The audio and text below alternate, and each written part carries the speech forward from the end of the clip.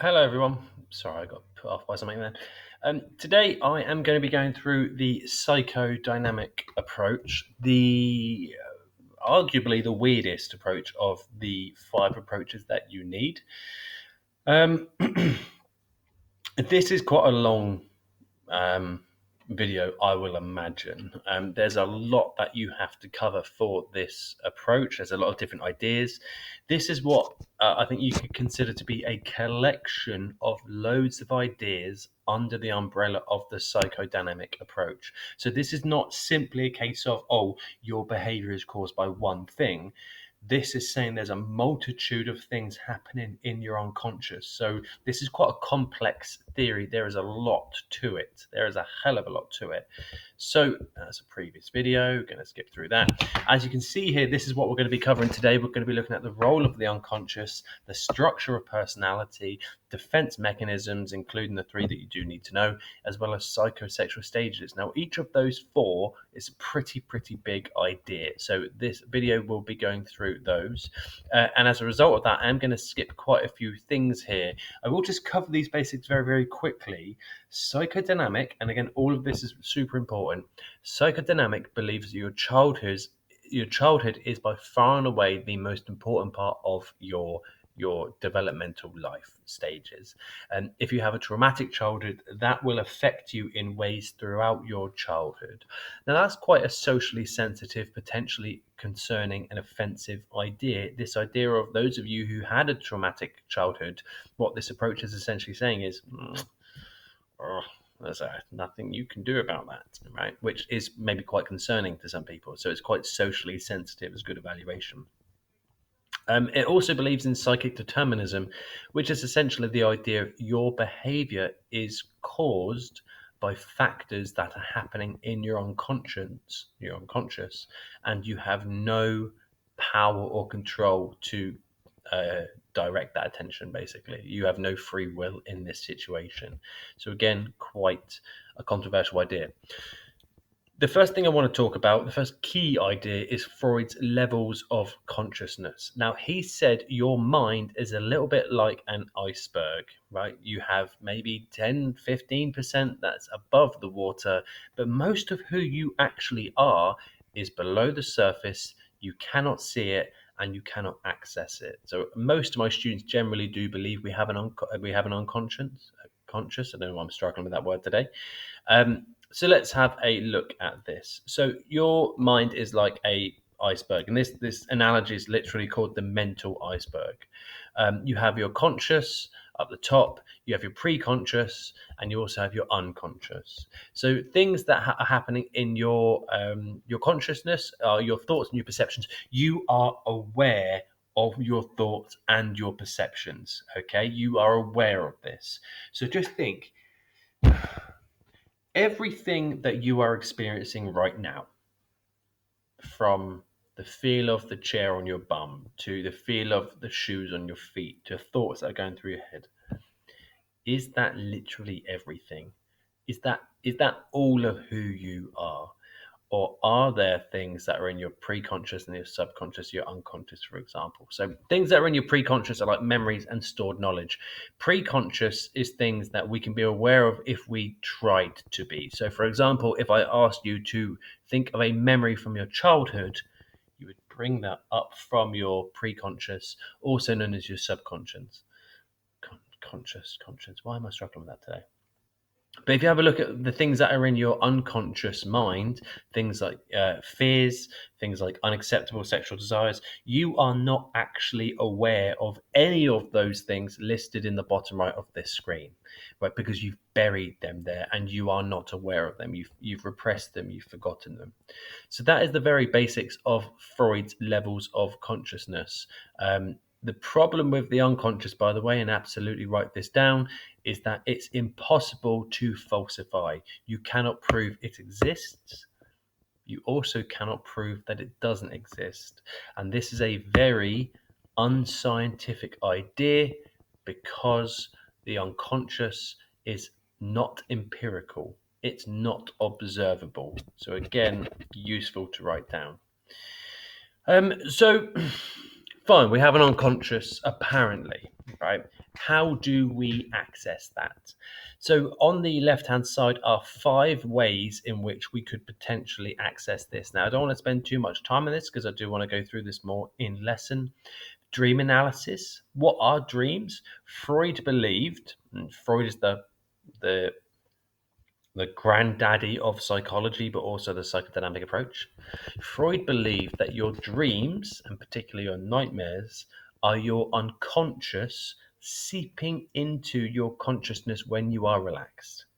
And he said, what comes out of your consciousness gives us and into your dreams gives us a flavor about what is happening in your consciousness.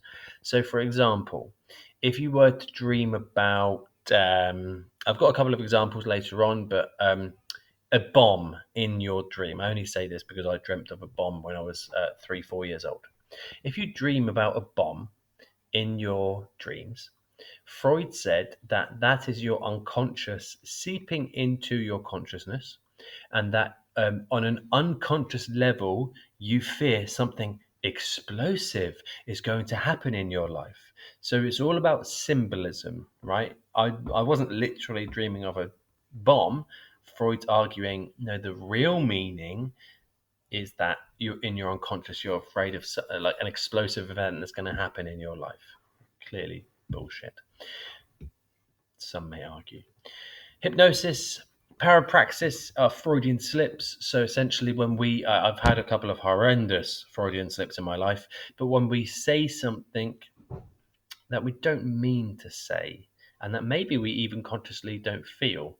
So the example I always tell my classes is the time that I accidentally told a girl that I loved her. There was a girl I was seeing when I was at uni. When I was meant to say, that's really funny, I was literally supposed to say, that's really funny, because she did say something really funny. And I accidentally said, I love you. And it just kind of slipped out my mouth. And it was really awkward. And I didn't really see her much after that, actually. It's a bit weird now I think about it. But she's dead to me. Word association is another one, and projective tests as well. So I do want to go through some of these. So these are, and feel free to pause it if you want, but these are dream analysis of falling dreams, dream analysis of teeth falling out. And again, feel free to pause this if you've ever dreamt of your teeth falling out. We also look at projective tests. So this is what we call the Rorschach ink blot test. It is just ink thrown on a paper and then folded back to then show what is on the screen now. It clearly is a nonsense. Clearly is a nonsense ink blot test. But what you're supposed to do, apparently, is you're supposed to project what's happening in your unconscious onto this. So, for example, if I showed you this and you went, "Mummy," right, you would probably have some mother issues, maybe, right? So there are some, and again, I'm not going to. Now, I do want you just to have a look at this and think, right, what are you seeing here, right? What are you seeing, right? Maybe you can see a butterfly. Maybe you can see a moth. Maybe you can see a mask. Can you see anything phallic shaped, for example? So have a think about what you see here. I'm going to go to the analysis. So if I skip through some of this, the analysis is here. So for example, look at the third line. Well, if you see, look at the second line, sorry. If you have a bat, if you see a bat, a butterfly, female figure, then that's good. That's a good answer. You have a healthy unconscious. Well done. If you saw a mask or an animal face, maybe, that suggests that there's a little bit of paranoia going on in your unconscious. So again, that would then raise issues and raise questions about how you would deal with this. So a couple of other ones. The other one I did want to go through was the TAT test, the Thematic Apperception test. Now, all of what I'm doing here, by the way, dreams, parapraxis, projective tests. There are 2 types of projective tests, the Rorschach ink blot test and the Thematic Apperception test, which is on the screen now. All of this is how you measure what is going on in someone's unconscious. Are they good measurements? No, not really. Are they scientific? No, not really. Are they subjective, based on opinion? How yeah, they are. So they're not particularly great at measuring something. And that's quite important, by the way, because it's very difficult to measure something that you cannot see. If you cannot see the unconscious, how the bloody hell are you going to actually measure it? So this is a thematic apperception test. What I get my students to do, and if you're in my class and maybe you're watching this for the first time, is I'm gonna be putting this up. I'm gonna be putting. Sorry, that was a yawn I couldn't stifle. I'm gonna be putting this up on the classroom projector, and I'm going to be getting you to tell me a story about what is happening here. Now, if you just turn around to me and say, "Wow, this guy's getting ready in the morning for work. He's tired. His wife's still half naked, it would appear, but his wife's still asleep. She doesn't have to get up. She's looking after the kids, maybe, right? Or maybe she's just coming from night shift or something." That's a pretty normal answer. That's a pretty healthy answer. If you were to turn around and say, well, I think we can all agree that he's just murdered her. Maybe there's something going on in your unconscious that probably needs more further investigation, right? So the idea is you're projecting what's going on in your unconscious onto this ambiguous photo. There are a couple of others. What's happening here, for example, what's happening here. So again, this is a way of measuring what's going on in your unconscious mind, basically. Now I want to move on. Word association is another one, by the way. I want to move on.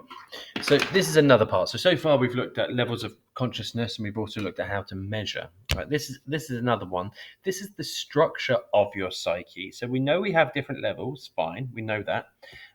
But your psyche is made up of three key parts of your personality. Now, Freud referred to these as psychic energies that flow around the body. I don't think anybody really believes in that anymore. But his idea about id, ego, superego does still exist to these days. It's the whole angel and devil on the shoulders. So you've got three parts to you, three key elements to your personality. And that's what structures your personality. You've got id, known as the devil. And this is based on your instincts, so kind of what you want in life. Your really horrible desires. It is not very nice, right? You've got your super ego, and this is the morality part of your personality. So we'll go through this in detail. And then in the middle, you got little old you, the ego. Now, you in the middle, as the ego, you need to balance the desires and the wishes of both the id and the superego. You have to balance them. And if you have a healthy psyche, you are able to balance those. But what I would like you to do is just think about this. Are you someone who feels guilt excessively? Do you feel guilt when, quite frankly, you do not need to feel guilt? Do you feel guilt about things that weren't your fault? Do you feel guilt about, even tiny things? If you do, you probably have a dominant superego. Your superego makes you feel very, very guilty, right? If the answer was no to any of those, maybe you have a dominant id. But let me go through these one by one. Let's start with the id, and again, you need to write all of this down in your packs. You can clearly see where you're supposed to write it. The devil there. So the id is the selfish part of the personality. Okay, it wants sex, it wants violence, it wants food. Mine wants food right now, and it wants immediate gratification of those. It does not want to wait for it. It wants it now. Thank you. I want the sex now. I want the violence now. I want the food now, and I'm not willing to wait for it. So this is the part of us. Now you might say, "That's not me. That's not me at all." Well done. Maybe you don't have that much id dominance, for example. Some of you know it's you. It's contained in the unconscious part, so we don't fully know what id desires. Id wants some pretty shady shit, right? Id wants some pretty horrific things. All of you, right? Your id wants some pretty horrible things. So, sorry, I've just got distracted by my plant. I've just realised it's turning around. It's quite clever, really. Anyway, so we don't fully know what our id wants. We're born with id as well, and that's really, really important. We are born with id. We're not born with superego. Babies don't feel guilt. We feel guilt from about the age of 6. So we are born. Now, I want you to think about you as a baby, what little horror you were, basically. You were crying and you didn't care that you were waking up your parents. You, I've got a niece who, at the moment, at the time of filming, is 3 years old. She has no super ego. She has no ability to feel guilt, right? She's a mini psychopath. She just has id. She will scream at you.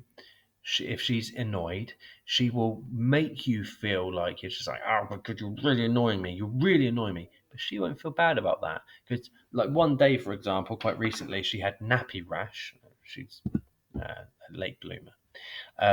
And she had a lot of rash around kind of like thighs, etc., like a lot of chafing. And she was screaming, cream, cream, cream at my girlfriend. And honestly, I was just like, you know what? I'm going to walk out the room because she's doing my freaking head in.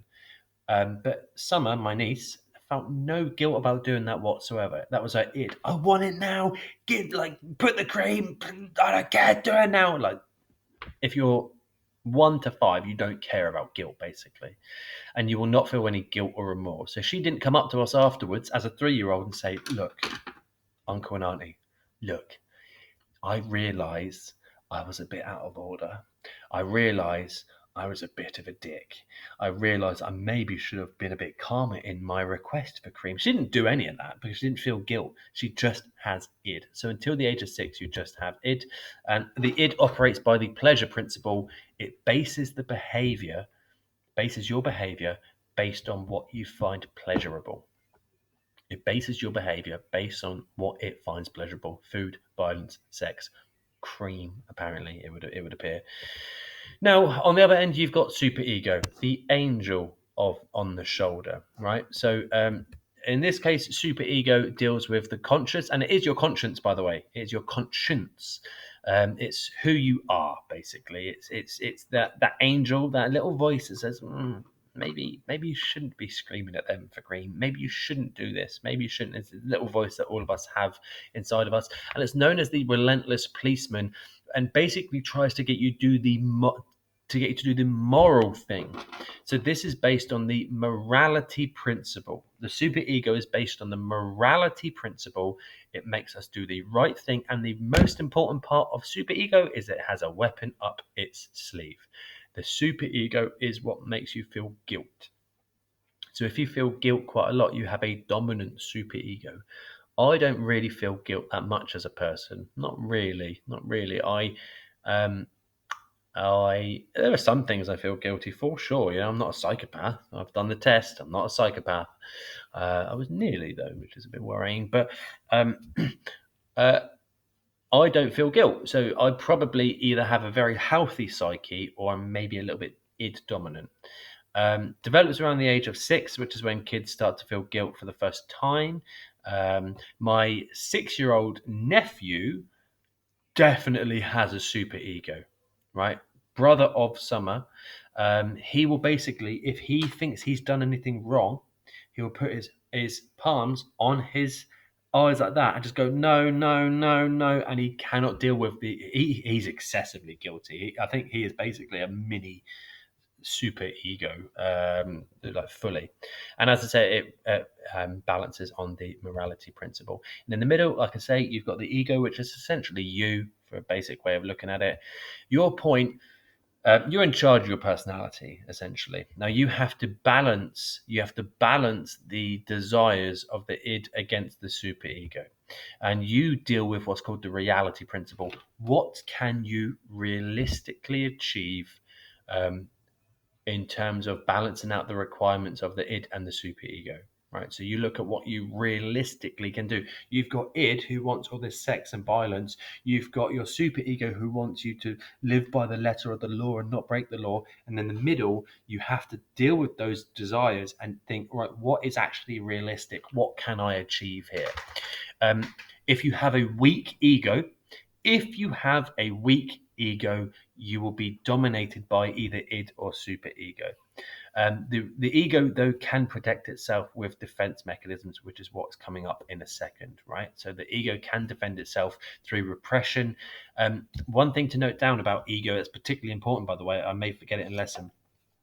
The whole point about defense mechanisms is to protect us. For example, one defense mechanism is denial.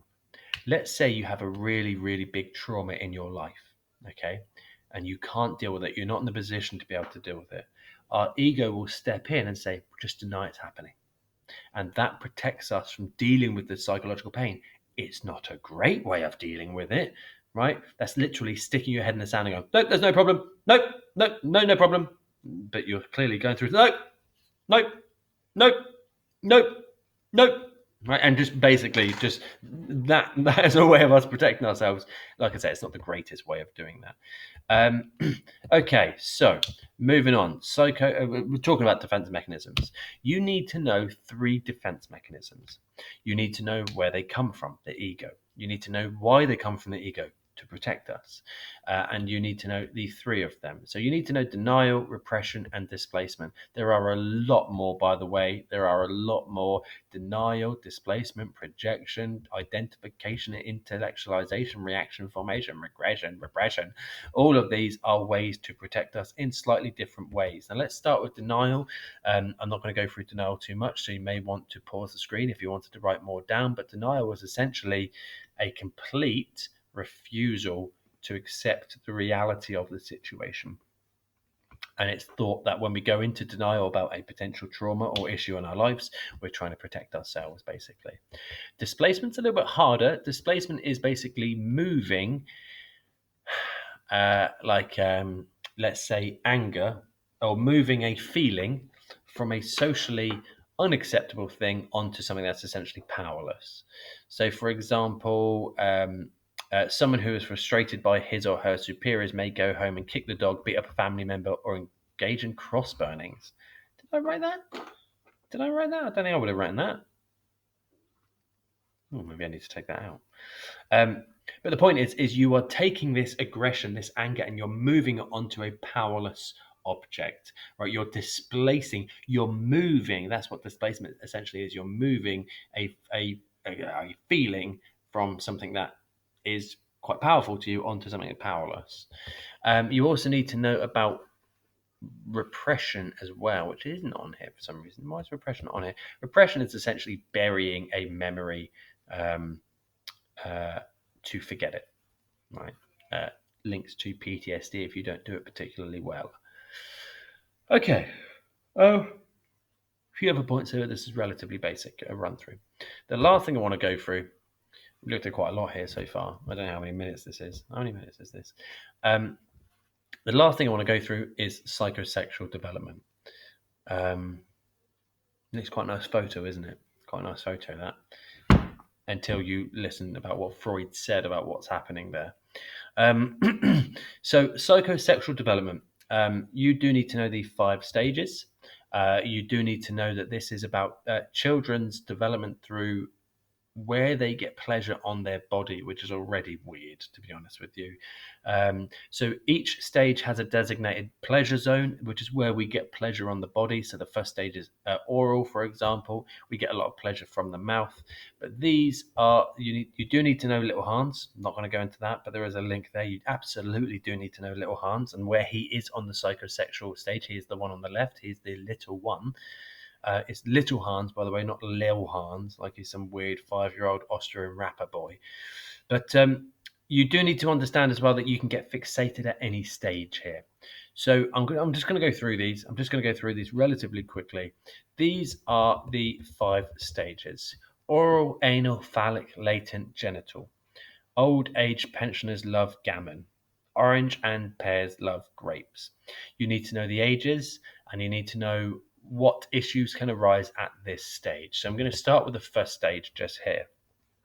The oral stage. This is where we get pleasure from our mouth as a kid because we can't do anything else. It lasts for about a year, and a lot of the pleasure is focused on the mouth, right? So let's say you get taken off breastfeeding too early, right? That can have problems later on. Let's say you're breastfed for 3 years of your life. Again, definitely going to have problems later on in life, and you will either be retentively fixated or expulsively fixated. You are going to want to do some further research to look up what that actually means and what behaviors that shows later on. So for example, if you are a smoker if you are addicted to tea, if you are addicted to food, if you're a talker, you clearly get a lot of pleasure from your mouth. If you drink, that was just a cheap reason to drink tea. That's so good. But yeah, oh god, that burns. Um, if you drink tea, if you smoke, you get a lot of pleasure from your mouth. Therefore, you are probably expulsively fixated. If you don't get a lot of pleasure from your mouth, right, because you had taken off breastfeeding too soon, maybe, then you will be a mute. You will have an eating disorder. You will not smoke. You will not drink. Do you see what I mean? So Freud said that if you get fixated, this is a really key part of psychosexual stages. If you get fixated at any stage, that has subsequent behavior issues later on down the line. The next stage is, and finding a picture for this was a bit difficult, but the anal stage. This lasts for about 2 years. We get pleasure from going for a poo. Some people don't. Some people, as a kid, are really, really funny about going for a poo. My niece, same niece, who was screaming cream the whole time, my niece has a real issue about going for a poo. She still goes into a nappy, but she can't poo in front of people in a nappy. She has to go hide behind something. And the other day we were having a barbecue and I kept hearing this sound, and it was literally, huh, huh, huh, huh. And I turned to Candy, my girlfriend, and I was like, what the bloody hell is that? Turned out to be Summer hidden behind an olive tree in full view of everyone, by the way, just trying to squeeze out a poo because she doesn't like going for a poo. Some kids do like going for a poo. They like the weird pleasure you get from going for a poo. Now, again, this is pretty weird, and I accept that. But kids do get a lot of pleasure from going for a poo as a kid, and if they get taken off potty training, so it's not breastfeeding this time, if they get taken off potty training or put on the toilet too soon or too late, that has consequences down the line. So you can get fixated here, but once you complete that at age 3, you go into the phallic stage. Again, very difficult to come find pictures. So I found a picture of a nice, innocent looking cloud. The phallic stage goes on for about 3 years, and you need to write down here that this is where the Oedipus or the Electra complex occur. And this is the idea of we idolize and sexualize in some form our opposite sex parent. So the genitals are now the part of the body which is pleasurable, but not in the sense that you may find nowadays. It's just more a case of kids will touch their genitals at this age and it just feels good, right? It's not the same kind of sense as at your age, for example. But the genitals become the primary source of id, and id wants you to touch it, and kids will be seen to what's called pocket pull. They will put their hand in their pocket and just fondle themselves. And Freud said kids should be allowed to do this. It's a perfectly normal part of their psychosexual development.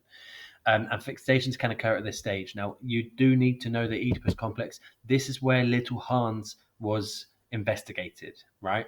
Now, you become 6 years old, 7 years old. All this sexual energy starts to calm down and you enter the latent stage. The latent stage is 5 years, roughly, between 6 and 11, or 6 and puberty, basically, where all this sexual energy will calm down. Boys will hang out with boys and girls will hang out with girls.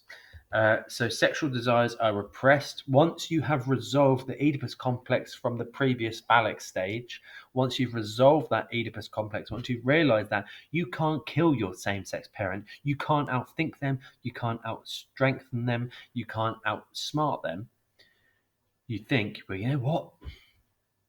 If I want to get someone like mum and I can't beat dad, I must become dad. And so that's when you see, and it's a really important term, identification with the aggressor. Through the Oedipus complex, boys have hated their dads. Through the Electra complex, girls have hated their mums. But once you resolve those complexes, you realize that in order to be like someone, in order to get someone like your mum and dad, you have to become like your same-sex parent. And so boys hang out with their dads and girls hang out with their mums. What happens in single-sex families? Freud doesn't explain that, and it's a big evaluation. So interests shift towards social interaction. There's no pleasure point on the body during this, and the troubled child will seemingly disappear because all that sexual energy they have disappears. And you're thinking this is quite nice. I have no issues at all. And then puberty hits, and it all goes downhill, right? Puberty, on average, begins around about the age of 12, although it can go as low as 9 nowadays because of the estrogen in the water system, apparently, because of taking the pill and whatnot. Sexual and romantic interests become directed towards one's peers, and essentially you get pleasure through your genitals in the way you may know about it. You are all at the genital stage, and congratulations on that, right? However, some of you may have left energy at previous stages. So if you smoke or vape, if you talk a lot, if you have any addictions that involve kind of using the mouth, etc., etc. That's a weird way to phrase that. You are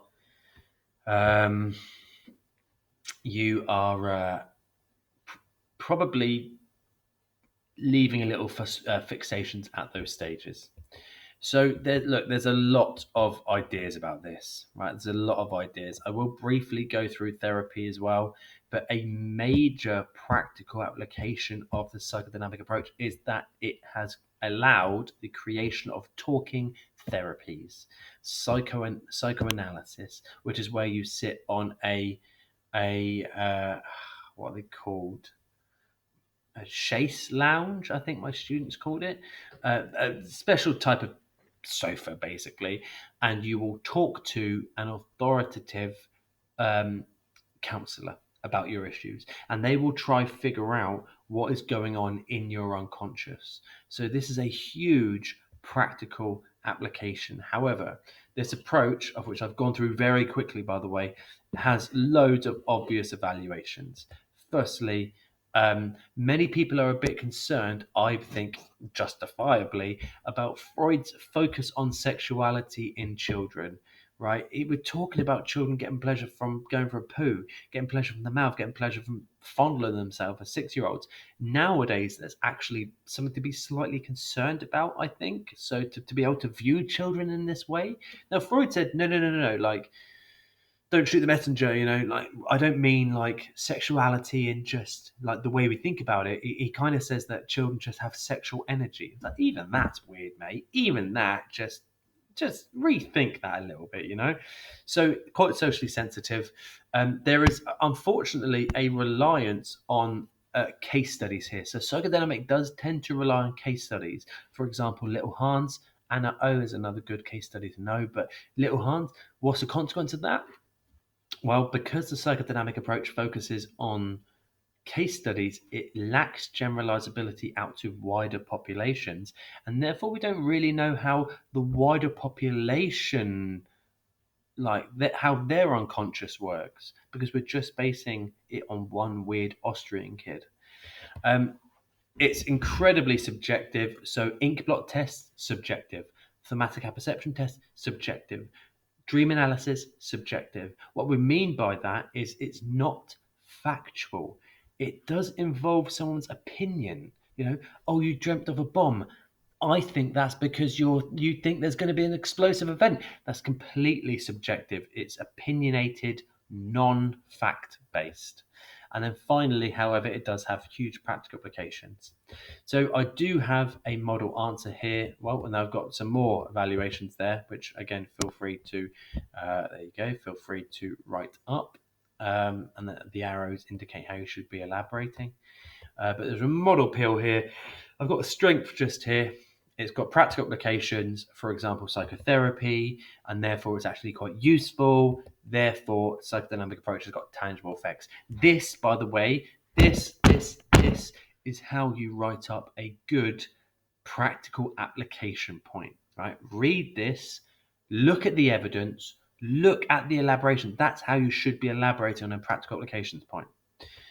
Finally, you've also got another point here. This is a weakness in this case, and saying that the approach is too focused on too focused on uh, subjective measurements. Okay, and again, feel free to pause it and read it. That is a lot. That's a lot. Have a look at this question as well. These questions are coming up more and more and more. There is a lot to psychodynamic approach, right? My advice would be to know at least the 4 bullet points in detail that I mentioned at the start. So levels of consciousness, structure of personality, defense mechanisms, psychosexual stages. You should know all of that. But there's a lot of evaluations you do need to know here as well. I've given you at least 5. I've given you 6 actually. You're welcome. So make sure you know this. It's going to take it's very weird, admittedly. A good way to think about this as well is it can be best described as a collection. Sorry, there's another burp. A collection of individual ideas that come under the umbrella of psychodynamic. Hope that was useful. Click like, subscribe, or whatever. Thanks.